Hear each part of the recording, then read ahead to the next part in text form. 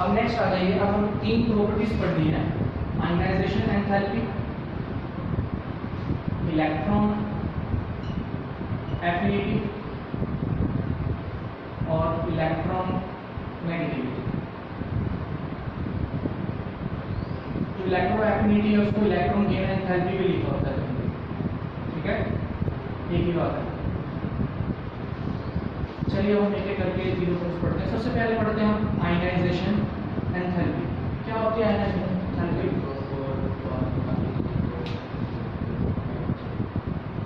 The amount of the energy, ठीक है, the amount of the energy required to remove the outermost electron from the gaseous atom. इसकी बात करते हैं हमने गैसियस एटम की, मतलब ना ही हम उसको सॉलिड फेज में देखेंगे, ना ही हम उसको क्या देखेंगे लिक्विड फेज में देखेंगे, हमने सिर्फ बात करनी है किसकी, गैसियस फेज की। तो देखिए क्या है ionisation energy, amount of energy required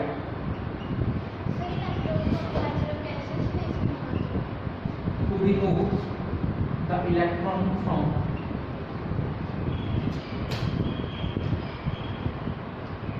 outermost shell of isolated gaseous envelope. Yes, gases atom में से निकालना सबसे इजी है, ठीक है, गैसेस एटम में से निकालना क्या सबसे इजी है। देखो amount of energy required to remove the electron from outermost shell of isolated gases atom. देखो ये आइसोलेटेड गैसेस एटम बच्चे डेफिनेशन में लिखते नहीं है और सबसे ज्यादा इंपॉर्टेंस इसी की है। देखो पहली बात क्या है, जो एटम है वो क्या होना चाहिए, हमेशा आइसोलेटेड होना चाहिए, वो मॉलिक्यूल की फॉर्म में नहीं होना चाहिए। देखो अगर आप बोलो कि Cl2 गैस में से आप इलेक्ट्रॉन निकाल दो तो Cl2 गैस में से कोई भी इलेक्ट्रॉन नहीं निकलेगा, पहले आपको उसको किस में लेके आना पड़ेगा, डिसोसिएट करके एटॉमिक फॉर्म में लेके आना पड़ेगा। जब एटॉमिक फॉर्म में होगा तो यहाँ से आप इलेक्ट्रॉन बाहर निकाल सकते हैं। अब देखिए क्या है, आपको मालूम है इजीली इलेक्ट्रॉन किस में से निकाला जा सकता है, मेटल में से। मेटल्स क्या होते हैं, इलेक्ट्रोपॉजिटिव कैरेक्टर जो होते हैं वो जल्दी से क्या देता है, इलेक्ट्रॉन। तो अब देखिए मैं एक मेटल लिख दिया गैसेस स्टेट में, इसमें से हमने क्या कर दिया, एक इलेक्ट्रॉन निकाल दिया, ठीक है। मैंने मान लिया इसको निकालने के लिए जो मुझे एनर्जी लगी वो क्या लगी, डेल्टा एच। अब देखिए अगर मैं इसके बाद कोई इलेक्ट्रॉन और निकालना चाहूँ इसमें से, इसको लिख दो आई, मतलब कि आयनाइजेशन एनर्जी फर्स्ट इलेक्ट्रॉन को रिमूव करने तो लगेगा। अब देखो अगर मैं सेकंड की बात करूँ तो अगर मैं M पॉजिटिव G में से एक इलेक्ट्रॉन और निकाल दूँ तो इसको क्या बोलते हैं, डेल्टा H2, आयनाइजेशन एनर्जी 2, और एक और इलेक्ट्रॉन निकाल दिया हमने M2 पॉजिटिव में से, तो क्या हमने अपने पास M3 positive plus 1 electron delta H3।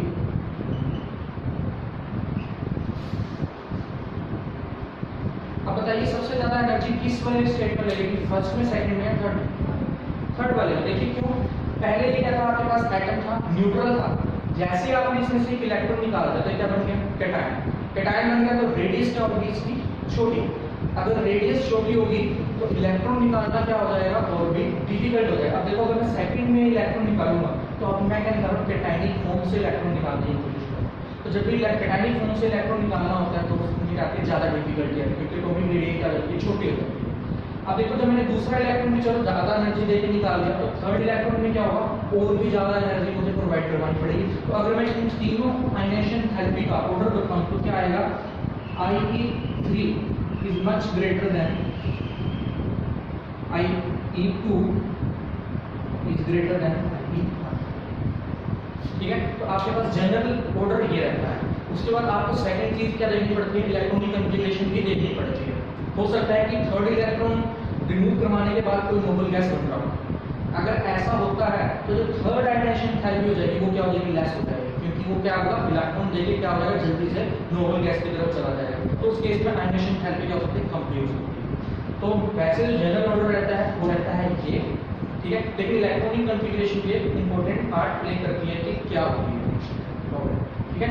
अब देखिए हम क्या कर रहे हैं, इसमें एनर्जी प्रोवाइड कर रहे हैं, क्योंकि इलेक्ट्रॉन निकालना है तो हम एनर्जी प्रोवाइड कर रहे हैं। तो इस टाइप की रिएक्शन जो होती है वो क्या होती है, एंडोर्जी इन नेचर।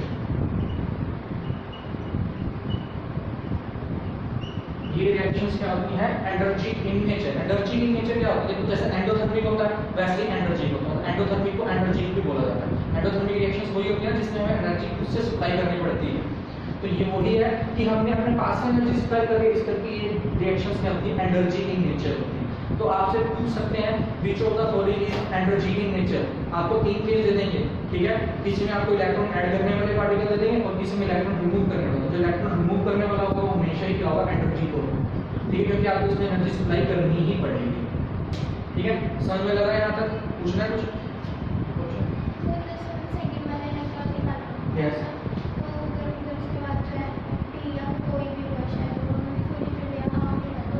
तो थर्ड इलेक्ट्रॉन निकालना बहुत ज़्यादा एनर्जी देनी पड़ेगी, ठीक है। अगर देखो ये होता है कि हम कितनी एनर्जी को प्रोवाइड करवा सकते हैं, जितनी एनर्जी उस इलेक्ट्रॉन को निकलने के लिए चाहिए अगर हम उतनी ही प्रोवाइड करवा सकते हैं तो हम निकाल सकते हैं, अदरवाइज इलेक्ट्रॉन नहीं निकलेगा। ठीक है, ये समझ में लगा यहाँ तक? उसके बाद आ जाएंगे इनके फैक्टर्स पे कि किस किस फैक्टर पे ये डिपेंड करता है।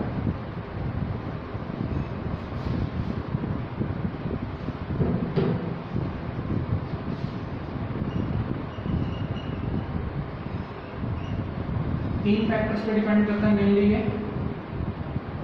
Effective nuclear charge. सबसे पहला effective nuclear charge. Effective nuclear charge क्या होता है पता कभी? क्या होता है?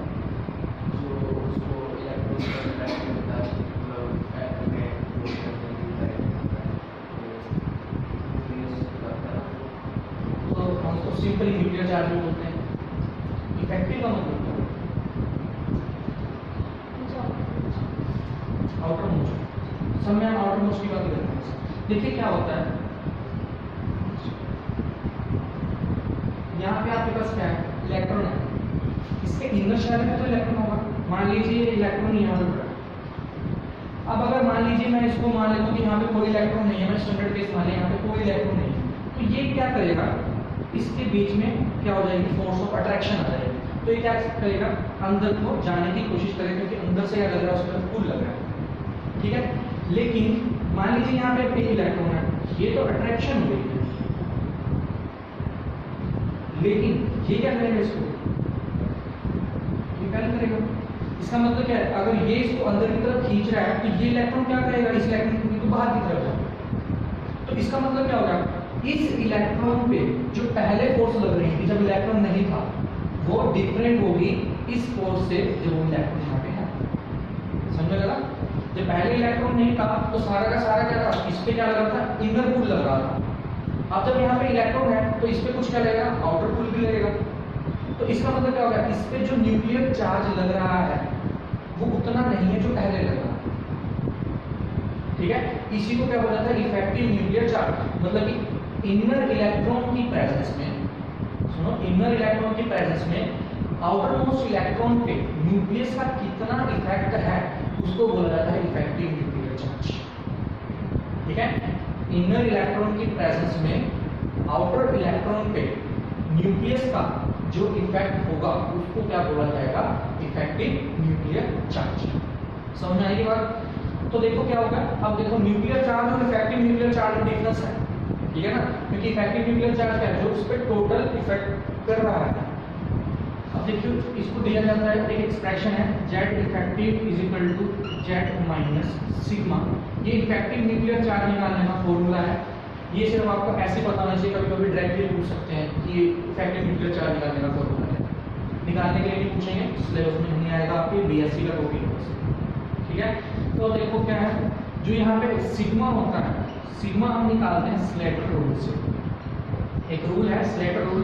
स्लेटर रूल क्या कहता है कि मान लीजिए जो आउटर मोस्ट के इलेक्ट्रॉन है वो अलग कंट्रीब्यूट करते हैं, जो इनर के इलेक्ट्रॉन है वो अलग कंट्रीब्यूट करते हैं, और जो एंटी प्लैनेटरी शेल जो और भी अंदर के इलेक्ट्रॉन्स हैं वो अलग कंट्रीब्यूट करते हैं। उससे हम क्या निकालते हैं सिग्मा निकालते हैं। इसको क्या बोलता है इफेक्टिव चार्ज निकालते हैं। तो स्लेटर रूल से हम इसको निकाल लेते हैं। देखो जेड क्या है जो आपका एटॉमिक नंबर होता है वो यहाँ पे आ जाता है। सिग्मा जो इफेक्टिव चार्ज होता है वो आप कहाँ से निकाल सकते हो स्लेटर रूल की हेल्प से निकाल सकते हो। तो वहां से आपके पास क्या आ जाएगा जेड इफेक्टिव आ जाएगा, ठीक है। समझने लगा कि जेड इफेक्टिव क्या होता है। अब देखिए जेड इफेक्टिव का आयनाइजेशन एंथैल्पी से क्या रिलेशन। अब देखो जितना ज्यादा इफेक्टिव न्यूक्लियर चार्ज होगा, जितना ज्यादा इफेक्टिव न्यूक्लियर चार्ज होगा उतना ही स्ट्रॉन्गली ये इलेक्ट्रॉन क्या होगा अंदर की तरफ अट्रैक्ट होगा। जितना ज्यादा जेड इफेक्टिव होगा उतना ही ज्यादा क्या होगा इनर कूल होगा, मतलब उतना ही अंदर को वो जाएगा। जितना इनर कूल होगा उतना ही साइज क्या होगा छोटा होगा, और जितना साइज छोटा होगा उतना ही इलेक्ट्रॉन निकालने में दिक्कत होगी। तो इसका मतलब क्या आएगा आयनाइजेशन एंथैल्पी क्या चाहिए होगी आपको ज्यादा चाहिए। तो आप कह सकते हो Z effective is inversely proportional to, या फिर आयनाइजेशन एंथैल्पी कर दीजिए, ionisation enthalpy is inversely proportional to Z. तो जितना ज्यादा जेड इफेक्टिव होगा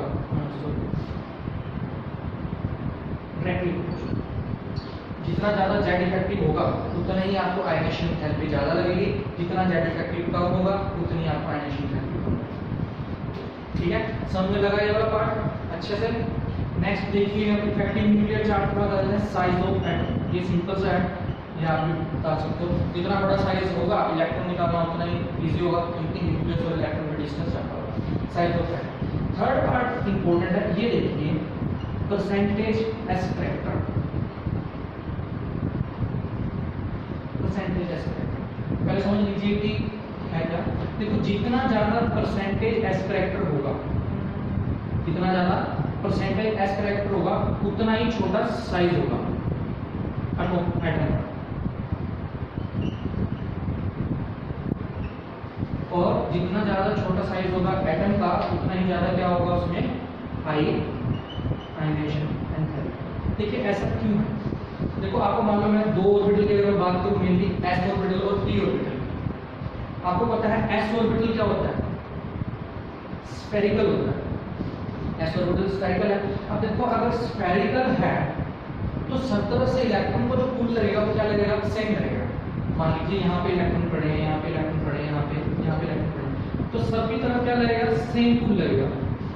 अगर सेम पुल लगेगा मतलब सेम कंट्रैक्शन होगी। ठीक है, एस स्फेरिकल है, इस तरह की सारी तरफ मतलब चारों तरफ जितना भी आपके पास इफेक्ट लगेगा वो क्या लगेगा सेम लगेगा। ई क्या होता है डम्बल शेप। डम्बल शेप होता है कि अब देखो क्या होगा, मान लीजिए यहाँ पे आपके पास न्यूक्लियस है, यहाँ पे और यहाँ पे तो सेम फोर्स लग रही है, लेकिन यहाँ पे और यहाँ पे तो फोर्स ही नहीं है क्योंकि यहाँ पे इलेक्ट्रॉन ही नहीं है।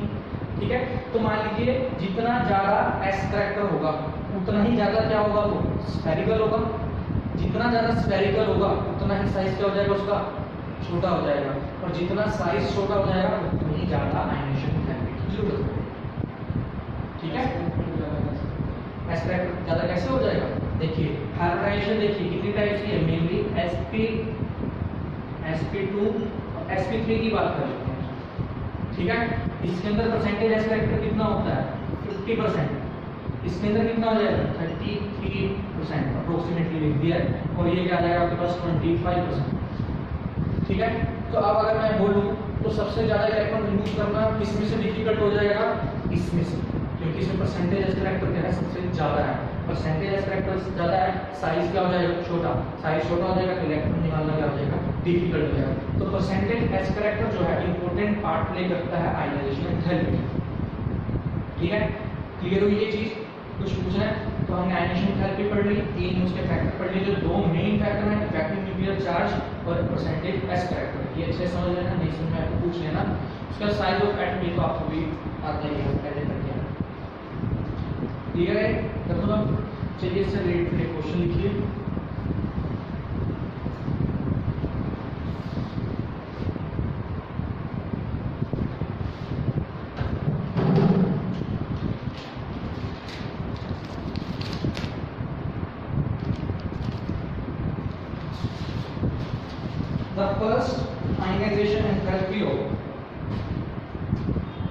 The first ionization enthalpy of sodium, magnesium, aluminium and silicon are first direct आपको सोडियम, मैग्नीशियम, एल्यूमिनियम, सिलिकॉन, ये डायरेक्ट आपको सोडियम, मैग्नीशियम, एल्यूमिनियम, सिलिकॉन।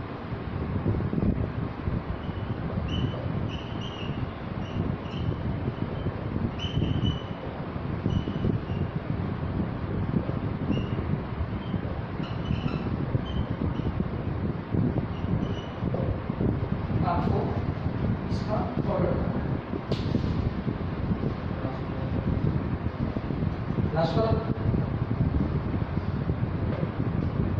बिना इलेक्ट्रॉनिक कॉन्फ़िगरेशन करे ये मत करना, क्योंकि हाँ साइज पर डिपेंड करता है। लेकिन आप ये भी देखिए सोडियम